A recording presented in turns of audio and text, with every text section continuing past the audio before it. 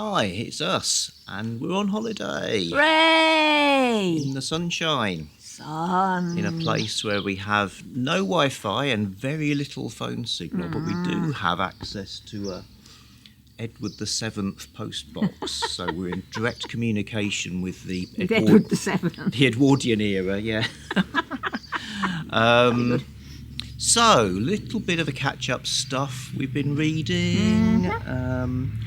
I'll kick off with I Who Have Never Known Men by Jacqueline Harpmann. Jacqueline Harpmann.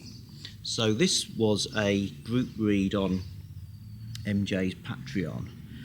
It's a short speculative fiction novel, and it's beautiful but sad, but also beautiful, nevertheless sad.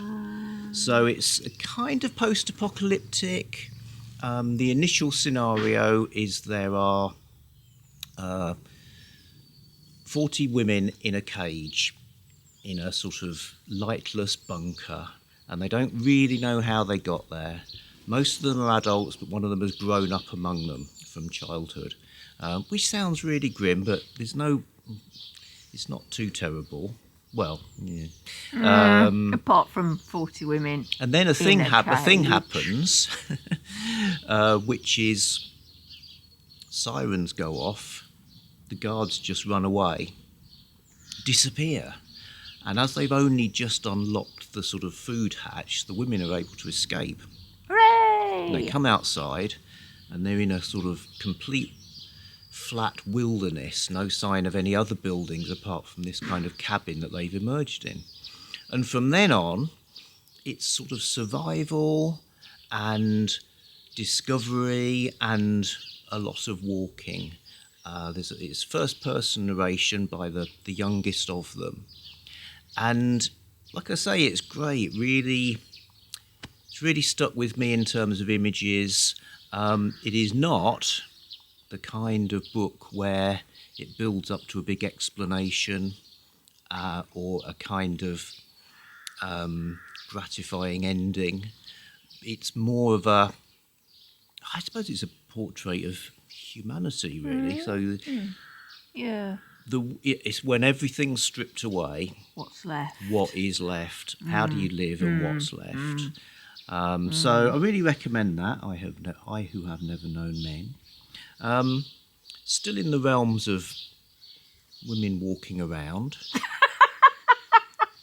Ain't the No way Witch. They do. Ain't No Witch by John Linwood Grant is just out in this month, May 2024, is a collection of short supernatural tales about a character called Mama Lucy, who is in the 1920s. It's the weird old South of America. So this Mama Lucy is a conjure woman, a two-headed woman, not in the physical sense, but in the sense of being wise. Anything from delivering babies to laying ghosts to addressing all kinds of weird sort of sometimes injustices and sometimes supernatural menaces, sometimes with her magic and sometimes more with sort of trickery, and they sort of blur into each other. And I really, really enjoyed this. Fantastic read. Mama Lucy is a great character. The language, the way the stories kind of unfold quite laconically in a way that sort of matches the character. And there's a big variety of things she faces up to. She has a dark man she meets up with at the crossroads, and who's that? Stuff like that. So there are puzzles to solve as it goes along, and I guess in the very broad definition of occult detective, she's sort of one of those, but very distinctive. So that was hugely enjoyable. Then I read some on our trip. Mm-hmm. Do you want to say something you've read while I go on then. Wet my whistle? I started the first of a kind of urban fantasy thing by a writer called Ilona Andrews, who I believe is very popular. I got it as a 19. I've been wanting to try it. I read a lot of books by a woman called Melissa Olson, which were in the same sort of vein, which I really enjoyed. And she seems to have not written anything for a while. So when one of them, Ilona Andrews, came up as a 99p deal, I grabbed it. Ooh, Magic Bites, I think the first one's called. I'd look it up on my tablet, but there's sun. There's so much sun. So much That's Scotland sun. for you, the sun beating down. Beating down. But yeah, so the setup is point of view character, first person narrative. He's a kind of mercenary who gets rid of vampires and werewolves and stuff like that. He's a bit of a psychic, occult detective, I suppose. But the world setup is interesting. So it's kind of an alternate universe, Atlanta, where magic exists sometimes, but tech doesn't. And tech exists sometimes, but magic doesn't. A bit like where we're staying then. Exactly so. Only we're getting all the magic, which is rather lovely. Can't say I'm dead struck with it. I'll probably won't CBA it. CBA, Corby asked. Yeah. But I might. She tries my patience a little bit. Oh dear, do not try Dr. Jennie's patience. Yeah, I have given her a warning. I've told her she tries my patience, and once more, and she's out. I didn't bring my scribe with me. She's got loads and loads of books on. I brought my tablet instead, which has only got a few books on, but it has got an Adrian Tchakovsky. Oh well. So I'm reading that. Away you go then. And it's great. And anybody who's known me for any length of time knows that I'm besotted with Adrian Tchakovsky. Just as well he writes a book a week then, isn't it? Yeah. Even his bad books are great. Well, that's a good thing. This is fantastic. This is one that won it's Children of Memory. It's the third in a group about trying to find worlds that have been successfully terraformed by ancient Earth dwellers. It's fantastic. Right. It's just lovely. Beautifully written, complex. Never quite sure you've got the hang of what's going on. He is one of those writers where I say this about everybody. I'll get to the end and I go, so what happened? But yeah, loving it. Loving it. Okay, well, I read some vintage SF. So, Leigh Brackett, Alpha Centauri or Die. So, not pick this up. Audi. No, it looks like Audi, Yeah, doesn't it? Like it does some look Audi-eye. strange Latin word. Yeah. No, it's Get to Alpha Centauri or you will die. Okay. So this was this particular book. Ace Books published it in 1976, but originally they published it in 1962, I think, as an Ace double. And apparently it's a fix-up of a couple of magazine stories from even earlier. So Leigh Brackett, this like legendary SF writer, also screenwriter for some classic movies. This is okay. I mean, it's kind of old school. These are the days when men were irritable and women were prone to hysterics. God. This is before they knew women were any good. Yeah, well, she is a woman, but I suppose you can't just assume that womanhood makes you a sort of 21st century feminist, can you? No. It's internalised self-loathing, dear. Okay. We've all got it. So what's it about? It's about space. So basically, Earth is a dictatorship. And to escape that, everything's managed, how many kids you can have, where you can go, everything's like programmed in. So these, the chaps, some of them have secretly built a spaceship to escape. And also there is space travel, but it's only done by artificial intelligence, unmanned craft, as a way of stopping the planets from like competing with each other. So this is like, no, we are men, we want to fly the stars. So it's a bit of a Western. It's frontier, isn't it? So part of it's escape from Earth. They take their women folk with them who are a bit like, you've done what? What are we doing? This 5-year journey? We've got babies to look after. How are we going to get our nails done? And the guy's wife is a Martian woman. Now, it's like, well, one thing is her name is Shari, which to people of my generation means Shari Lewis and her puppet Lamb Chop. She doesn't have a puppet. But she does have anything called Lamb Chop. She's kind of, not really. She's kind of. Not even a lamb chop. Made me think. There's a kind of Martian stroke alien. They're like elves in fantasy. By virtue of being alien, they have a bit of psychic power. They're a bit ethereal, a bit unworldly. I would like to have sort of heard more of her, really. She's really good. So part of it's them escaping, being chased by one of these artificial intelligence spacecraft that they then have to defeat in space. That's a really exciting sequence. Then the other bit, presumably this was the other story when it was originally magazine stories, they land on the planet and there's an unexpected aspect to the planet and how's that going to work, and then they're being chased by another Earth creature and stuff, Earth spaceship, and it all resolves. And so these are the days, thinking about am I going to dump this or not? It's like 150 pages long. You haven't got time to dump it. So you finished it before you just know whether it's any good or not, So that was an entertaining couple of nights. And then the other one, which I showed you in a... CBR. Yeah. Video. Was this Tomorrow Sometimes Comes by F.G. Rayer. So, given I knew nothing about it apart from the fact that it promises science fantasy at its best. It's really good. So this was originally published in 1951. Now it's being republished in 1962. And it's got a lot of atomic age anxiety in it, which I think would have been very resonant both when it first came out and when it was republished. So basically, it's near future.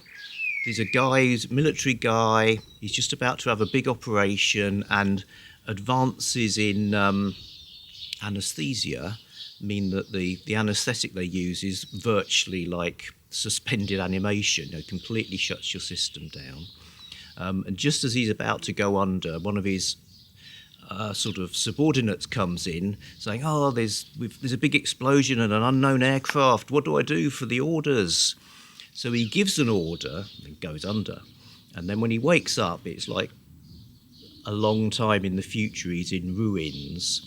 So he's basically sort of survived, a bit like The Sleeper Awakes by H.G. Wells. He's survived. There's been an atomic holocaust because of his order. And now he's like a byword for the destruction of humanity. People like greet each other by cursing him out. Right. So he's like, I won't quite say who I am then. Reap the whirlwind, mate. So it's this future, there's mutants, there's sort of, scrabble to survive, but there's this high-tech city with a big computer in it, and the computer, this is rather cool, it runs by having all the facts ever on little sheets of metal in like giant files that are accessed in a kind of way in this huge thing. So it knows everything and it's got plans. So whose are the best plans going to be? Sort of rebel humans, the mutants, or this computer? Pretty good. Finally, here I read a book that I bought last time we were in this area, The Lost Bookshop by Evie Woods. So this is about a vanishing bookshop. Of course it is. And I think that there seem to be books about bookshops seem to be a thing. It's a bit of a thing, And this is one of them, the idea of the bookshop as being this kind of portal to another world. So this is one that appears and disappears, and there's 3 characters involved in it. There's a woman back in the 1920s, who she escapes from weird family, forced marriage, that kind of thing, and becomes this kind of bohemian bookseller who meets people like she goes to work at Shakespeare and Company in Paris with Sylvia Beach, I think it was. Meets people like James Joyce and Hemingway and stuff like that. And then, but lots of jeopardy ensues. But she runs this shop. So that's one thing. Then in the present day, there's a woman who also she's escaped from domestic abuse, comes to live in Dublin, next to where the shop would be, except it's disappeared. And then there's a young man who's like a academic who's pursuing this shop in various ways. So they all come together. It's kind of good. A bit like you, I was powering through it, and there were things that like vexed me a little bit. For me, it's more like anachronisms in the way people speak in the 1920s. Yeah. I've given up on being vexed about those sorts of things. Yeah. Okay used to be like a needle in my head. Yeah. But now I just think, well... People with lots of bows and arrows, and it's like, fire! No, wrong. Fire? What the hell are you talking about? And don't get onto the Loose, subject man, of the smell of cordyce. Are we back again? We're back. Great. Yes, but I read just before we came away and gobbled up like sweeties, is one of a series by a British author called Ruth Downie, who writes about Have I talked about this before? We did, but we didn't use the video. Yeah. Caveat Emptor. The forbidden video. The book I read is called Caveat Emptor by Beware, and it's the fourth in a series, the main characters of which are a medico, an army doctor, who's just come back from Gaul with his partner Tiller, who he married while he was in Gaul. So Tiller and he have been together since the first book, but he's finally married her. She's British, he's Roman. There's lots of culture clash between them. They've come back to Britain to try for Gaius Petreius to find a job. Tiller is a very skilled midwife in her own right. And they're in London, and a tax collector, Roman tax collector, has gone missing somewhere between St Albans and London, and he was bringing the tax money from St Albans, and he's disappeared. And because Gaius Petreius has had success solving mysteries before, because that's essentially what they are, he's a mystery solving Roman medicus. He gets enlisted to try and find out what's happened to this bloke, with consequences for both of them, him and Tiller. She does annoy me a little bit because Gaius Petreius never seems to reconcile himself to the fact that Tiller just does what Tiller's going to do. That Tiller. And he's always cross about it, and he should know by now that she's just going to... She's different. You see, she's... It belongs in this book. She does what she thinks is best, and they're back in Britain. I just can't imagine what that would be like. Amazing, isn't it? You're a cheeky one, Mr. Bayfield, a cheeky one. But they're all great. They're very well written, I think. Again, get to the end of it and think, so who did it? But that's all right, because I like the ride. Bowman. I enjoyed the ride. Yeah. I love Tiller. She's great. Don't ever change. No. No. She wants to have a baby, but it's not happening. But, I think I've got 5 more. Oh, crumbs, that's good. That's great. Yeah, it was good. It's good when you're in a great series and there's like quite a lot of it. Yeah. Okay, folks. Well, that's Caveat Emptor, Ruth Downie. That's in fact, it is not Friday. It is Saturday. It so is it's in fact nothing like Saturday. a Friday reads, No. but I've got to get home and edit it. So Yeah. good knows it's probably 2027 reads. Okay, bye. Bye.